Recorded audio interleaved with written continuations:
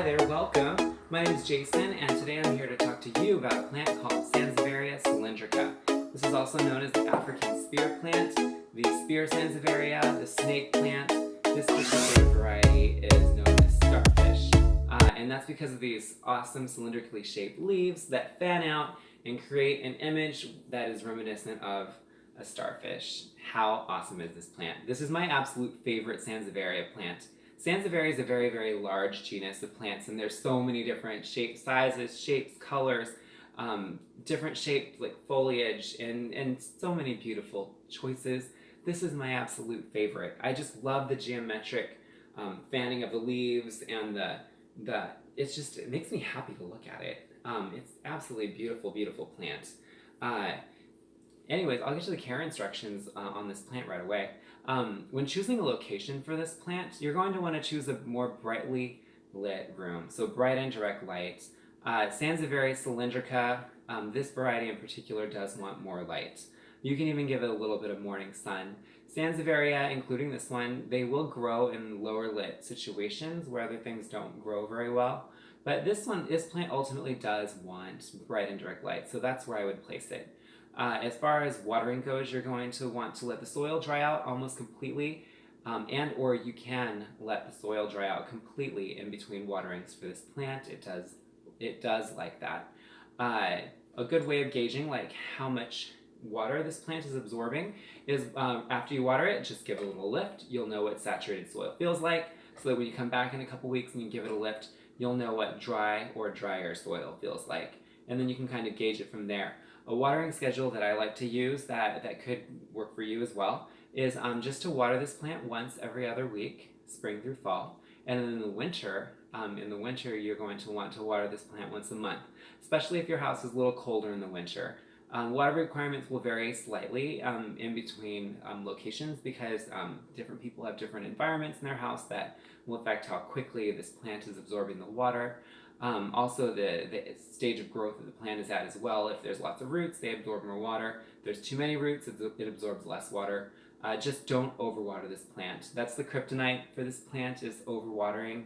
Having the soil be constantly wet for too long can cause root rot, and you don't want that. As far as fertilization goes, you're just going to want to fertilize this plant with an all-purpose indoor plant fertilizer and or a succulent cactus fertilizer once a month, spring through fall. You don't need to fertilize this plant at all in the winter. As far as repotting, you're going to want to use a cactus succulent soil, and I would pot this up into a 6-inch or an 8-inch pot. This is currently in a 4-inch, but I will be potting it up soon. It's about ready to be potted up. I like to pot them in the succulent cactus soil in a plastic pot, and then I like to get a plastic saucer to catch the drainage. And then that leaves you with the freedom to choose your decorative pot of choice.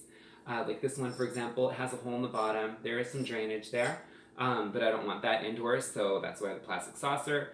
I just put some rocks in here to kind of lift the plant a little bit because it wasn't at the level of the lip of the pot where I wanted it to be. That's a good tip to keep in mind with indoor plants. If they're not at the height that you want, you can use rocks to elevate them. But always do use a saucer, and always make sure it's flush and there's no cracks in it, so that you can prevent leakage of the pot. As far as the size, I would choose 6 to 8 inches as far as the pot size because of the size of the plant. These leaf blades get 9 to 12 inches long and maximum, and they just fan out and they keep making fans, and I feel like a 6-inch to 8-inch size pot is a very appropriate size for this. And you're going to want to repot the plant once a year or once every other year. It's a very tough plant, so it's completely up to you however often you want to pot it. When you do repot it, if you want to divide it, that is the time that you would divide it. So I'll tell you really quick about the rhizomatous nature of this plant. So this plant is rhizomatous, and so it creates roots it's like a thick rhizome, and that root will create additional plantlets. So this is the perfect example of that happening. Right here we have the first plant, so this is the larger one. And they're essentially the same plant, but the first one is right here, this larger one. And so its rhizome underneath the soil, it created a new plantlet. And so that's the smaller one that's fanned out and growing. And it'll just continue to do that and make more plants. So when you remove the soil, you'll see the rhizome. If you just, the rhizome that's connecting them if you just cut it in the middle with a very, very clean pair of pruning shears and let it dry overnight, just come back to it the next day. You can repot it up into separate pots, make new plants, or you can just reposition it in the same pot that you had it in, giving you the flexibility to display it in the way that you like it displayed.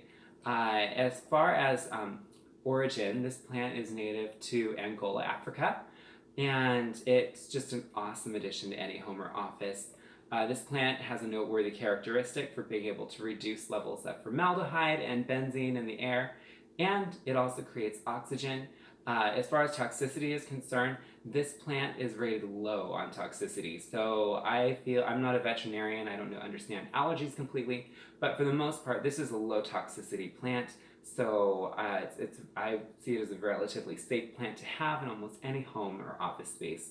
So if there's any questions about this plant that I haven't answered, please feel free to let me know in the comments below. And if there's any other plant that you'd like to see me make a video of, please let me know. I'm a new YouTuber. And if you like this video, please click that like button, please click that share button, please subscribe, please follow me. Thank you so much again for hanging out with me. My name's Jason.